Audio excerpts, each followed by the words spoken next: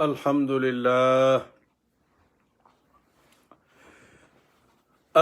لله رب العالمين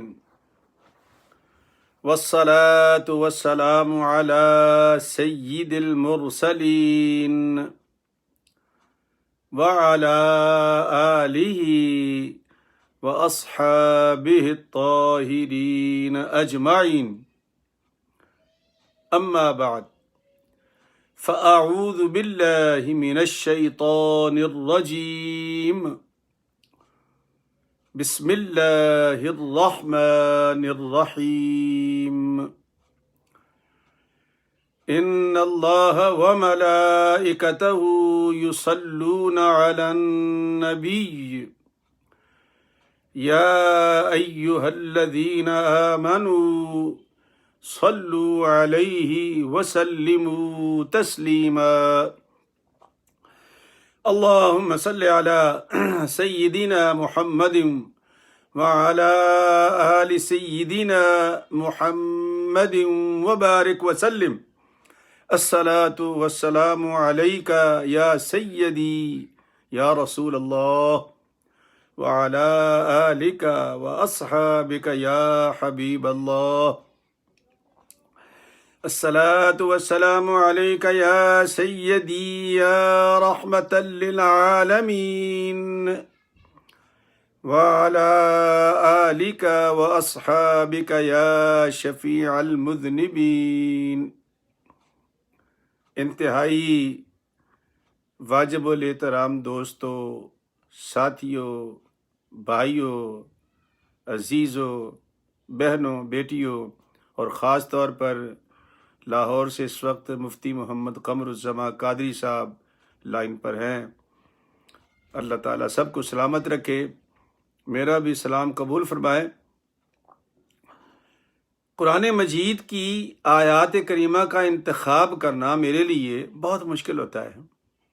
11 سے 12 پڑھتے ہیں ہم لوگ، ان میں سے 2-4 آیات تلاش کرنی ہے، ایک ایک آیت قیمتی ہے۔ بزاؤ کا دماغ گھوم جاتا ہے بندے کا کہ کیا کہوں اور کیا نہ کہوں، چھوڑنے کو دل بھی نہیں چاہتا، بیان بھی نہیں کر سکتا۔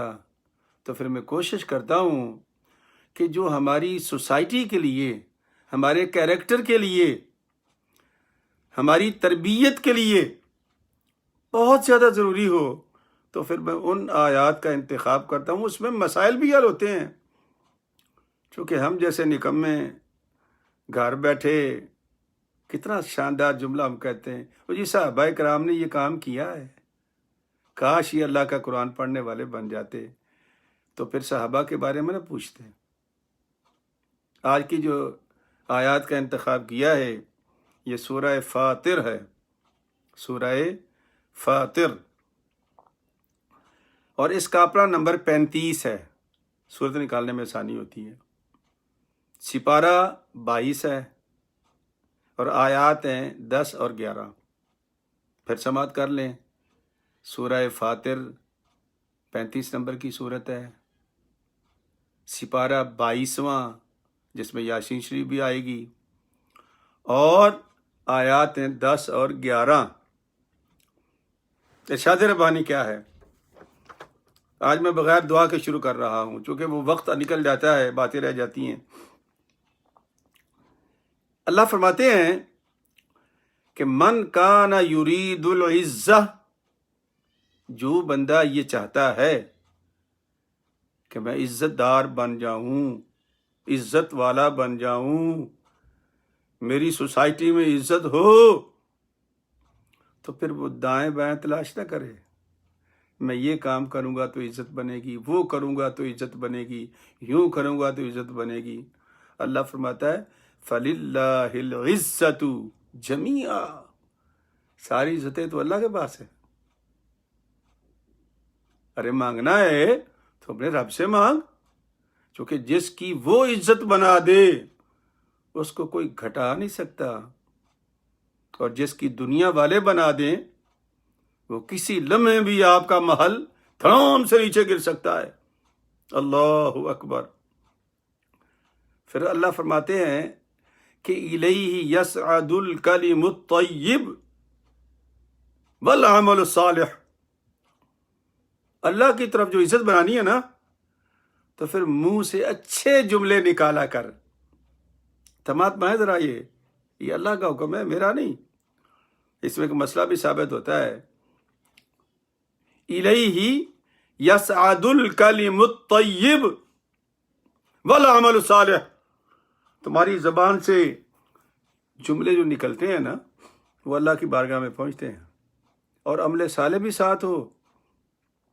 مثلا سرکار دو عالم سے پوچھا گیا، یا رسول اللہ وہ کون سے جملے ہیں جو اللہ کی طرف جاتے ہیں، جس کو اللہ کہہ رہا کہ یصعد الکلم الطیب، وہ کون سے ہیں؟ فرمایا سبحان اللہ والحمد للہ ولا الہ الا اللہ واللہ اکبر ولا حول ولا قوت الا باللہ العلی العظیم۔ سبحان اللہ۔ سرکار نے کیا فرمایا کہ جملے ہیں، اور یہ بندے کے منہ سے جملے جب نکلتے ہیں تو فرشتہ آتا ہے ان کو اٹھانے کے لیے۔ اللہ کہتا ہے نا کہ اوپر آتے ہیں یہ میرے پاس، تو یقیناً اس کی ڈیوٹی لگائی ہوگی اللہ نے۔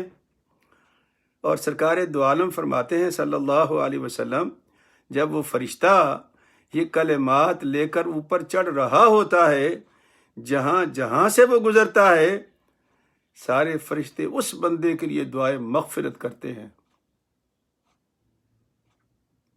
کیا سمجھ میں آیا؟ اور اس کے ساتھ کیا ہے؟ والعمل الصالح، اس کی نماز بھی ساتھ ہو، اس کا روزہ بھی ساتھ ہو، اس کی زکوٰۃ بھی ساتھ ہو، اس کی خیرات بھی ساتھ ہو، اس کا حج بھی ساتھ ہو۔ اب وہ کلمات قیمتی ہو گئے عمل صالح کے ساتھ۔ اس سے معلوم یہ ہوا اللہ والو، یہ جو وظیفے بتاتے ہیں نا بڑے بزرگ لوگ پوچھتے ہیں جی کون سی حدیث میں لکھا ہے جی؟ او اللہ کے بندو، حدیثیں تلاش کرتے ہو، آؤ اللہ کا قرآن پڑھو۔ وظیفہ یہ اللہ نے خود فرمایا ہے نبی کی زبان سے، لیکن یہ خالی وظیفہ نہیں ہے، نہ نہ نہ نہ، فرمایا عمل صالح ساتھ لے کے آ۔ یہ آج کل ٹی وی پر، سوشل میڈیا پر، یوٹیوب پر بڑے لوگ عبارت غلط پڑھتے ہیں، زیر زبر غلط بتاتے ہیں۔ یہ میں نے ایک دن لکھا تھا کہ یار اپنے بزرگوں کے وظیفے خود ہی پڑھا کرو، ہمیں نہ بتایا کرو۔ کیوں؟ زیر زبر کا فرق انسان کو تباہ و برباد کر دیتا ہے۔ یہ عربی زبان ہے، سیکھو، اور سیکھ کے اس کی قراءت سیکھو علماء سے، قراء سے، تاکہ قرآن پڑھنا صحیح آ جائے، پھر وظیفہ کام کرتا ہے۔ لیکن خالی وظیفوں سے کام نہیں چلے گا۔ اگر کسی ایک آیت کے وظیفے سے کام چلتا ہوتا تو میرے رب کو 30 سپارے اتارنے کی کیا ضرورت تھی؟ پابندی ہے ساتھ میں کہ قرآن کی تلاوت ساتھ ہو، نماز ساتھ ہو، عمل صالح ساتھ ہو، حج زکوٰۃ خیرات ساتھ ہو۔ اب تمہارا وہ وظیفہ اس کی بڑی شان ہے۔ خالی وظیفوں سے کام چلتا ہے بھلا؟ نہ، یہ میرا رب کہہ رہا ہے۔ سن لے یہ وظیفہ بتانے والے لوگ، یہ داڑھی مچھ منڈے، میں یہ نہیں کہتا کہ داڑھی اسلام میں ضروری ہے، اس میں کوئی شک نہیں، اسلام کے بغیر، داڑھی کے بغیر بھی مسلمان ہو آپ، ہم سے اچھا مسلمان ہو، لیکن یارو اسلام میں داڑھی ضرور ہے۔ مونچھ بھی نہیں ہے، داڑھی بھی نہیں ہے، سر بھی منڈا ہوا ہے، 6 مہینے سے نہایا نہیں ہے، وظیفہ بتا رہا ہے۔ تم کس کھاتے میں بتاتے ہو بھائی؟ پہلے شکل تو سیدھی کرو اپنی، عمل تو سیدھے کرو نبی والے، پھر اس کے بعد تمہارے وظیفے کی قدر ہوگی۔ اور میرا رب کہہ رہا ہے کہ یہ دو چیزیں اکٹھی جاتی ہیں، وظیفہ والعمل الصالح، اور عمل صالح۔ والذین یمکرون السیئات، اور وہ لوگ جو برائیاں پھیلانے کے لیے مکر کرتے ہیں، تدبیریں کرتے ہیں کہ یار کس طرح برائیاں پھیلائیں ہم، یہ برائی ہے نا، لوگوں کو گمراہ کرنا، لوگوں کو بدراہ کرنا، لوگوں کو بے عمل بنانا، یہ برائی ہے۔ اللہ فرماتے ہیں یہ تدبیریں کر رہے ہیں نا کہ یار یہ وظیفہ پڑھ لو، نمازوں کی کیا ضرورت ہے بھائی؟ نا، اللہ فرماتا ہے یہ تدبیریں تم کرتے ہو کہ ہم اللہ کی راہ سے لوگوں کو گمراہ کر دیں۔ والذین یمکرون السیئات لہم عذاب شدید، ان کے لیے تو میں نے عذاب رکھا ہے، انہی کے لیے تو رکھا ہے، یہ جو کاریگر لوگ ہیں۔ اور پھر اللہ نے کیا فرمایا پتہ ہے؟ فرمایا وَمَكْرُ أُولَٰئِكَ یبور، وہ جو مکر ان کا ہے، وہ جو تدبیر ان کی ہے، وہ تو خود بخود نیست و نابود ہو جائے گی. اس کو کون بچانے والا ہے میرے سوا؟ نیست و نابود ہو جائے گی. پھر اللہ پاک نے تھوڑا سا یاد کرایا ہمیں، تھوڑا سا یاد کرایا. وَاللَّهُ خَلَقَكُم مِّن تُرَابٍ، لوگو میں نے تمہاری جد امجد کو مٹی سے پیدا کیا. ثُمَّ مِن نُطْفَةٍ، تمہیں میں نے نطفے سے پیدا کیا ہے، تمہیں میں نے نطفے سے پیدا کیا ہے. اس کی بڑی لمبی تفصیل ہے حدیث کریمہ میں، پڑھیں آپ، اللہ آپ کو اس کی جزا عطا کرے گا. پھر فرمایا اللہ تعالیٰ نے ثم جعلکم ازواجا، پھر میں نے تمہارے جوڑے بنائے. وما تحمل من انثى ولا تضع الا بعلم، ماں اور باپ کو کیا پتا ہے کہ خاتون کے پیٹ میں 9 مہینے کیا ہو رہا ہے؟ اس سے کچھ پتہ نہیں ہے، بے خبر ہے وہ تو. عورت کو نہیں پتا، وہ جنتی ضرور ہے، جنتی ضرور ہے، لیکن بتا نہیں سکتی کیا ہو رہا ہے. یہ خلقت مضغۃ عظاما، یہ جو سارا سلسلہ اللہ نے بیان کیا ہے کہ پھر لوتھڑا بنایا، پھر میں نے ہڈی چڑھائی، پھر یہ کون جانتا ہے؟ یہ اللہ کہتا ہے میں جانتا ہوں. ماں کو بھی نہیں پتا، وہ جانتی ہے، اس کی تکلیف ہے اسے، وہ حنن الاوان ہے، کرہم ملاق ہے، لیکن اس کا ثواب دوں گا اس کو، اس کا اجر دوں گا اس کو، لیکن وہ جانتی نہیں ہے. اس کا علم صرف میرے پاس ہے. وما یعمر من معمر، نہ کسی کی عمر بڑھتی ولا ينقص من عمرہ، اور نہ کسی کی عمر گھٹتی ہے. الا فی کتاب، مگر یہ کہ ہم نے لوح محفوظ میں لکھ رکھا ہے. ان ذلک علی اللہ یسیر، یہ اللہ کے لیے بڑا آسان ہے. سرکار دو عالم سے پوچھا گیا یا رسول اللہ واقعی عمر رک جاتی ہے، نہ گھٹتی ہے نہ بڑھتی ہے؟ سرکار دو عالم نے فرمایا نہیں، اس کے نیچے بھی لکھا ہوا ہے کچھ. اب یہ تو نبی پڑھ کے بتا سکتے ہیں نا، میں تو آپ بتا نہیں سکتے ہیں. جتنی مرضی ہم لنترانیاں مار لیں کہ جی ہم جانتے ہیں، جی نبی جتنا جانتے ہیں، بتاؤ وہ نیچے کیا لکھا ہے. یہ میرے نبی نے فرمایا ہے، نیچے لکھا ہے. کیا لکھا ہے؟ فرمایا کہ دعا ایک ایسی چیز ہے جو قضا کو ٹال دیتی ہے. دعا، الدعاء مخ العبادہ، دعا عبادت کا مغز ہے. دعا مانگنا سیکھو، دعا ہی تو عبادت کا مغز ہے. سرکار نے فرمایا اگر کوئی چاہتا ہے کہ میری عمر میں اضافہ ہو تو پھر وہ حسن سلوک شروع کر دے، اپنوں کے ساتھ، غیروں کے ساتھ، ماں باپ کے ساتھ، بہن بھائیوں کے ساتھ، بچوں کے ساتھ. وہ دعا کریں گے اور ان کی دعائیں پھر کام آئیں گی. دعا آ گئی نا، تو دعا لینے کا طریقہ بھی اللہ نیچے لکھا ہوا ہے کہ اگر چاہتے ہو کہ میری عمر میں برکت ہو تو حسن سلوک اپنوں کے ساتھ اور غیروں کے ساتھ شروع کر دو. اور اگر چاہتے ہو کہ تمہاری عمر جو ہے وہ بلا وجہ کم نہ ہو تو پھر گناہ چھوڑ دو. گناہ چھوڑ دو گے تمہاری عمر کم نہیں ہوگی، حسن سلوک کرو گے تمہاری عمر زیادہ ہو جائے گی. یہ ہے کتاب میں لکھا ہوا. یہ کس نے بتایا؟ سرکار دو عالم صلی اللہ علیہ وسلم نے. وہ پڑھ سکتے ہیں، لوح محفوظ پہ ہم نہیں پڑھ سکتے. ارے پڑھنے والے تو جو ان کے درویش ہیں وہ بھی پڑھ لیتے ہیں، لیکن وہ میرا موضوع نہیں ہے. پڑھ لیتے ہیں وہ بھی کہ لوح محفوظ پہ کیا لکھا ہے. مالک کی مرضی ہے نا، جس طرح مرضی اپنے بندوں کو راضی کرے یا وہ بندے اس سے راضی ہو جائیں. کیوں آتا ہے رضی اللہ عنہم ورضوا عنہ، وہ اللہ سے راضی ہو گئے اور اللہ ان سے راضی ہو گیا. کیا معنی ہے اس کا؟ اس کی تشریح اپنے علماء سے پوچھو جا کر کے. تو میرے دوستو، میرے بھائیو، یہ آج کا جو پہلا انتخاب تھا وہ یہ ہے کہ وظیفے ہمارے اللہ کی بارگاہ میں پہنچتے ہیں، لیکن کب؟ جب عمل صالح ساتھ ہو. نماز پڑھی ہو آپ نے، روزہ رکھا ہو آپ نے، تراویح پڑھی ہو آپ نے. ٹائم نہیں ملتا جی تراویح پڑھنے کا. جی وہ جی آج لاک ڈاؤن ہے تو گھر میں تو کوئی نہیں روکتا تمہیں تراویح پڑھنے سے. پڑھو. قیام لیل کیا ہے؟ رمضان کی راتوں میں. اس سے بڑی سعادت اور کیا ہوگی کہ اللہ تعالیٰ نے ہمیں ایک موقع عطا کیا ہے کہ اب بھی بہانہ مارو جی ٹائم نہیں تھا. اب تو تم باہر جا ہی نہیں سکتے. کہاں مصروف تھے تم تو گھر میں تھے، کوئی کام نہیں تھا تمہیں، لیکن بہانہ چل رہا ہے. خبریں سن رہے ہیں، اس کے لیے ٹائم ہے. ڈرامہ دیکھ رہے ہیں، اس کے لیے ٹائم ہے، لیکن تراویح پڑھنے کے لیے ٹائم نہیں جی۔ فلاں صاحب نے، غامدی صاحب نے منع کر دی، تراویح آئی کوئی نہیں۔ وہ غامدی نہیں صاحب دینا تمہاری قبر میں، تمہاری قبر میں کون کام آئے گا؟ اللہ کا قرآن اور محمد مصطفیٰ کی ذات، اور کوئی کام نہیں آئے گا۔ کسی پہ نہ ڈالا کرو بوجھ، جی فلاں صاحب نے کہہ دیا، فلاں نے کہہ دیا، وہ تمہاری قبر میں نہیں آئیں گے بھائی۔ اگر تمہاری قبر میں کوئی آئے گا تو اللہ کا قرآن اور میرے مصطفیٰ کی ذات آئے گی۔ یہ سوچ کے کام کیا کرو کہ ہم نے کہاں جانا ہے اور کس کو حساب دینا ہے، اور ہماری سفارش شفاعت کون کرے گا، یہ انڈرسٹینڈنگ کر لو، دنیا میں کام آئے گی۔ یہ تو سارے بھاگ جائیں گے۔ استبرأ الذین اتبعوا من الذین اتبعوا ورأوا العذاب وتقطعت بهم الاسباب، یہ تو بھاگ جائیں گے قیامت کے دن، کہیں گے اللہ یہ بچے تھے، ہم نے کہا تھا ہمارے پیچھے چلو، نہ چلتے، کیوں چلے ہمارے پیچھے؟ ہم نے تو نہیں کہا تھا ہمارے پیچھے چلو، یہ خود ہی چلے ہیں، پکڑو ان کو۔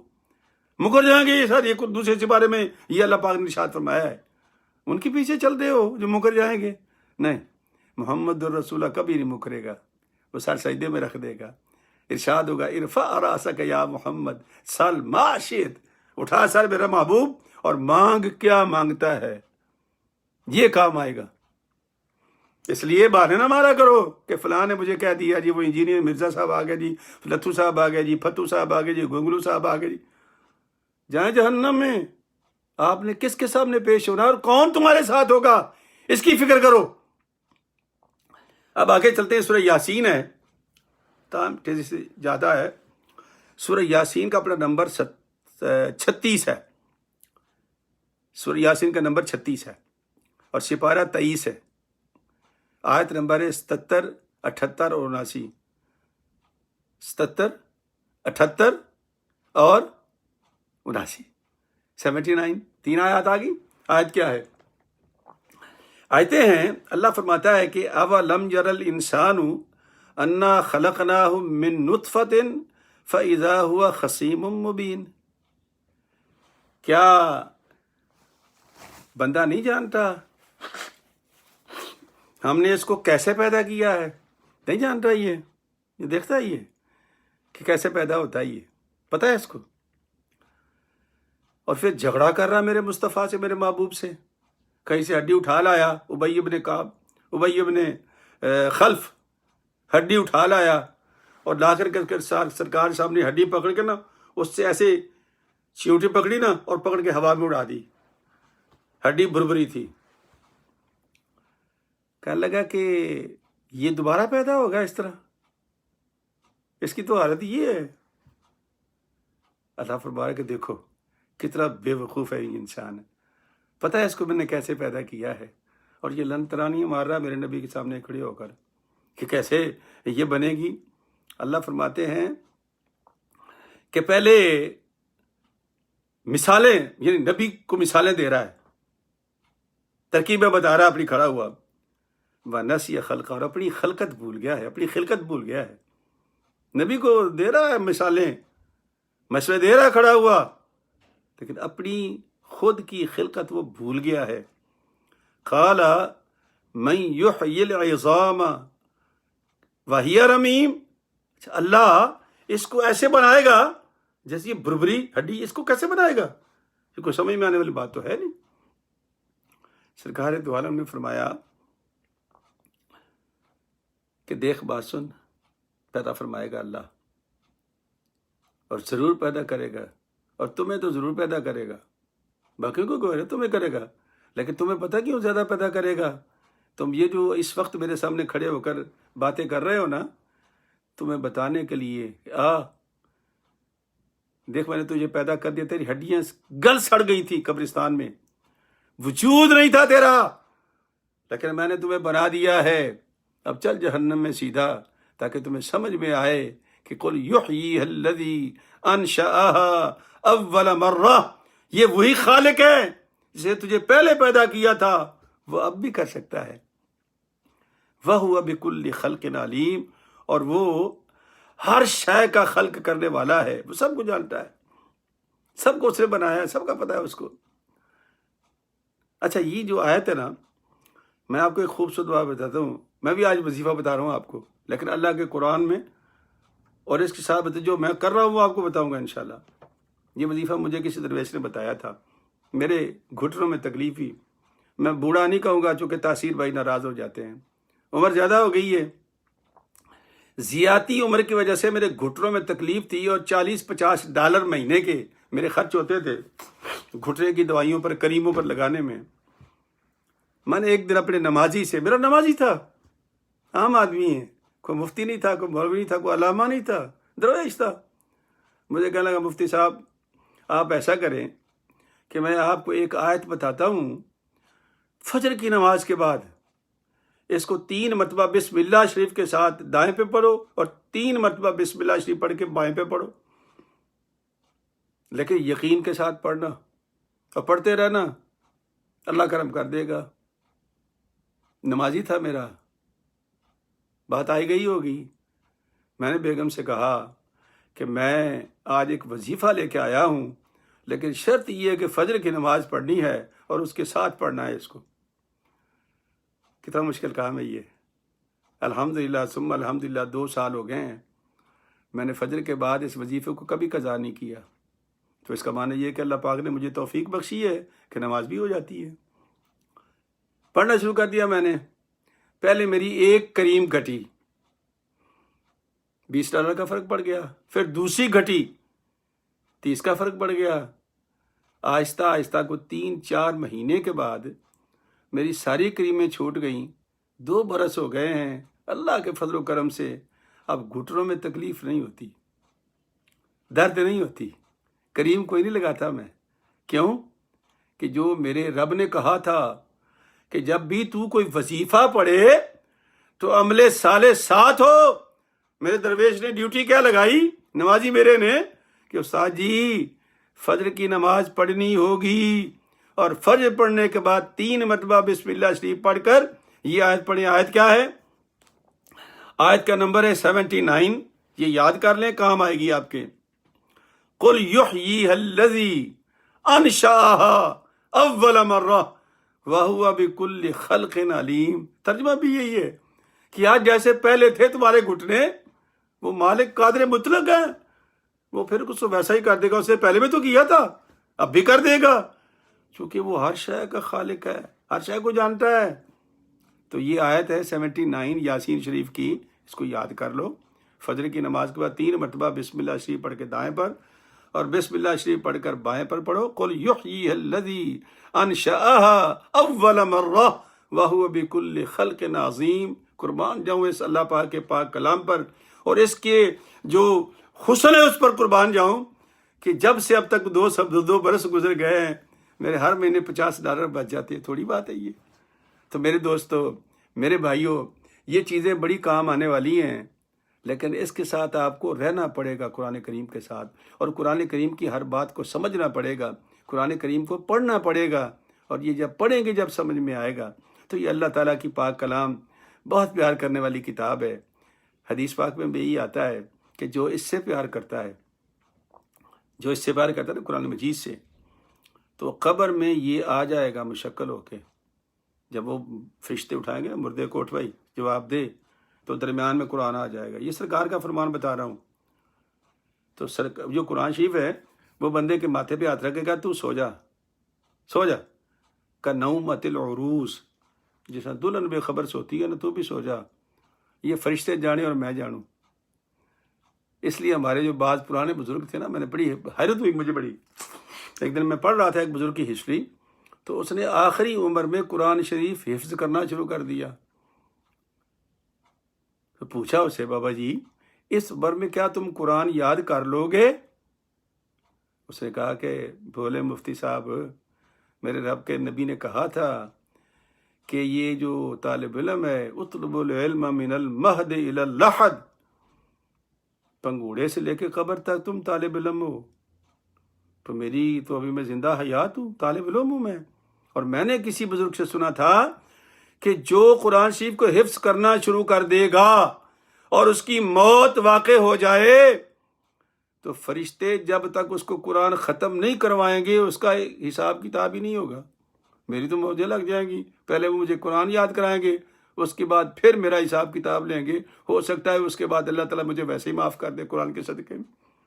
یہ عقیدہ ہے مسلمان کا، اس کو کہتے ہیں محبت قرآن کے ساتھ۔ یہ کام آئیں گے، یہ لوگ نہیں کام آئیں گے جن کے پیچھے ہم چلتے ہیں۔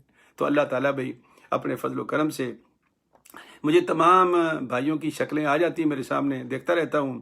اگر میں ہر ایک کا نام لوں یا بتاؤں تو مجھے میرا وقت چلا جائے گا، اس لیے میں تمام کو اپریشیٹ کرتا ہوں، محبت سے ان کے نام بھی پڑھتا ہوں، ان کے سلام بھی پڑھتا ہوں۔ اللہ تعالیٰ بھی آپ لوگوں کی میرے ساتھ یہ حاضری قبول فرمائے، قرآن کریم کو سمجھنے اور اس پر عمل کرنے کی توفیق عطا فرمائے، آمین۔ وآخر دعوانا ان الحمد للہ رب العالمین۔ السلام علیکم ورحمۃ اللہ وبرکاتہ۔